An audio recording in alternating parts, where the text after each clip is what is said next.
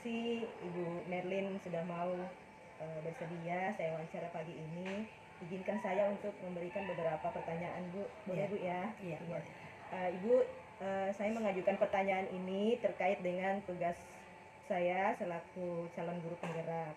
Ada beberapa pertanyaan yang terkait dengan tugas saya di materi modul 3.1, yaitu tentang pengambilan keputusan. Beberapa pertanyaannya seperti ini. Selama ini, bagaimana Ibu dapat mengidentifikasi kasus-kasus yang merupakan dilema etika atau bujukan moral? Berbicara etika itu kan di tata tertib sekolah ataupun di peraturan akademik yang ada di SMA Negeri 1 Pangale, di situ sudah diuraikan. Berdasarkan peraturan sekolah yang sudah disepakati, Bu, ya. Iya. Cara Ibu mengidentifikasi apakah ini dia termasuk dilema etika atau tentang bujukan moral.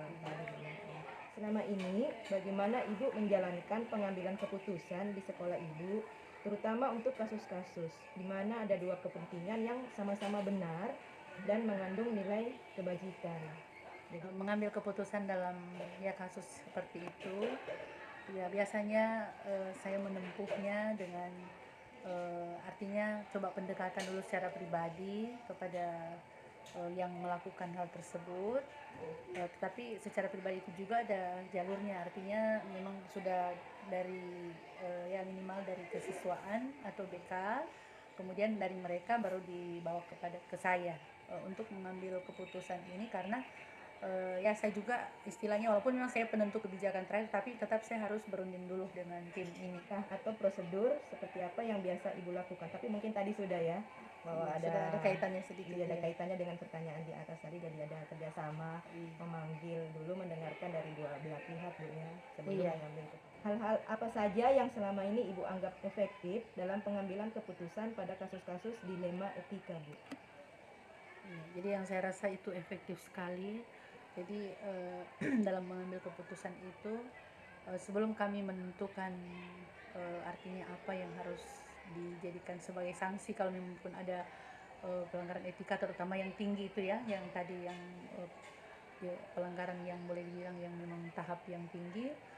Jadi yang saya rasa paling bagus sekali adalah sebelum keputusan itu disampaikan secara pasti, kami harus memanggil dulu orang tua siswa, ya, orang tua siswa ataupun mungkin ya artinya orang yang terdekat dengan orang tersebut. Hal-hal apa saja yang selama ini merupakan tantangan dalam pengambilan keputusan pada kasus-kasus dilema etika?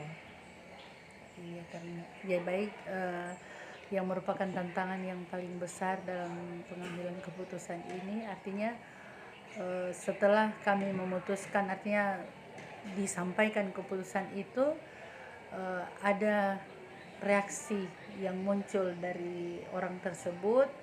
Ya memang yang tantangan terbesar adalah seakan-akan mereka tidak menerima, ya tidak mau menerima keputusan itu. Mereka anggap bahwa apa yang diputuskan itu terlalu berat untuk dilaksanakan. Jadi ya mereka sepertinya agak komplain begitu. Jadi ya seperti itulah tantangan yang paling besar yang saya rasakan. Apakah Ibu memiliki sebuah jadwal tertentu ketika ingin menyelesaikan kasus dilema etika? Misalnya, apakah Ibu ingin langsung menyelesaikan di tempat pada saat itu, ataukah memiliki sebuah jadwal atau waktu untuk memikirkan bentuk, cara, atau prosedur apa yang Ibu ingin jalankan saat mengambil keputusan? Baik, biasanya artinya dari beberapa kasus yang terjadi, saya selalu berusaha untuk tetap ada jadwal, tidak langsung serta-merta diputuskan saat itu.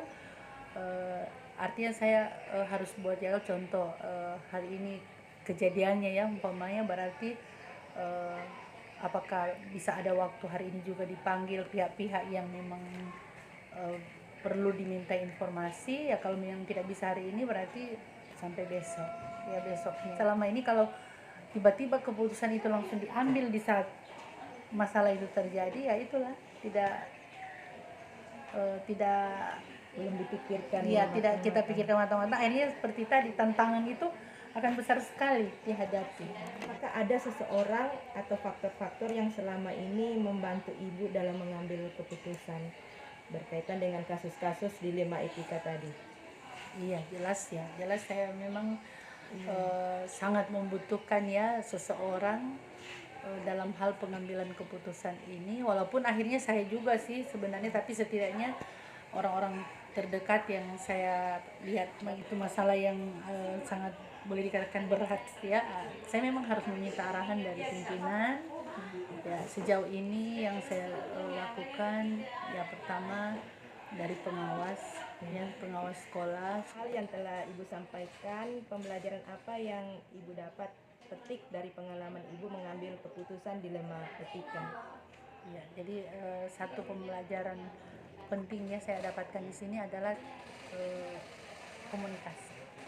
Komunikasi. Karena intinya adalah komunikasi. Kalau kita ada komunikasi yang baik dari ya saya pribadi sebagai pimpinan, kemudian dengan tim yang saya anggap memang sama-sama dalam menyelesaikan masalah, dan juga berkomunikasi dengan ya yang melanggar itu tentunya yang melakukan hal yang dilanggar etika ya ini Ada komunikasi yang ya. baik. Ya. Terima kasih saya ucapkan Bu Ya, atas terima kesediaannya kasih. wawancara pagi ini. Demikian Bapak Ibu wawancara saya selaku CGP Angkatan 10 Kabupaten Mamuju Tengah bersama Ibu Kepala SMA UPTD SMA Negeri 1 Pangale, Merlin Jolanda Kalengkongan SPD MPD. Semoga bermanfaat. Terima kasih.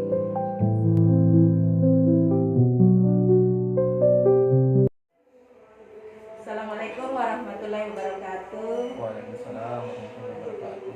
Terima kasih sebelumnya saya ucapkan kepada Bapak yang telah bersedia siang hari ini mewawancarai sebagai tugas saya calon guru penggerak Angkatan 10 Kabupaten Mamuju Tengah. Bapak izinkan saya untuk memberikan beberapa pertanyaan, boleh Pak ya? Iya. Jadi bagaimana selama ini Bapak mengidentifikasi kasus-kasus yang merupakan dilema etika atau rujukan moral? Baik, jadi saya mengidentifikasi kasus-kasus yang merupakan dilema etika dengan cara mendengarkan beberapa keluhan-keluhan guru di sekolah kami. Iya, baik Pak. Kemudian selama ini bagaimana Bapak mengambil keputusan di sekolah, terutama untuk kasus-kasus yang ada dua kepentingan yang sama-sama benar atau sama-sama mengandung nilai kebajikan? Jadi setiap kami di sini mengambil keputusan, ya kami selalu melakukan rapat dengan keluarga sekolah. Ya, koordinasi dalam rapat Pak ya. Kemudian Pak, langkah-langkah atau prosedur seperti apa yang biasa Bapak lakukan selama ini ketika menghadapi kasus dilema etika? Langkah-langkahnya kami akan melakukan pendampingan khusus kepada anak-anak yang mengalami kasus-kasus atau permasalahan. Iya, didampingi Pak ya. Iya. Iya, Pendampingan khusus. didampingi khusus. Baik. Hal-hal apa saja yang selama ini Bapak anggap efektif ketika atau dalam pengambilan keputusan pada kasus-kasus dilema etika seperti itu? Yang saya anggap efektif itu dalam pengambilan keputusan yaitu kita melakukan kolaborasi dengan pihak-pihak terkait. Jadi ada pihak-pihak lain yang Bapak kaitkan. Iya. Baik Pak. Hal-hal apa saja yang selama ini merupakan tantangan dalam pengambilan keputusan pada kasus-kasus dilema etika?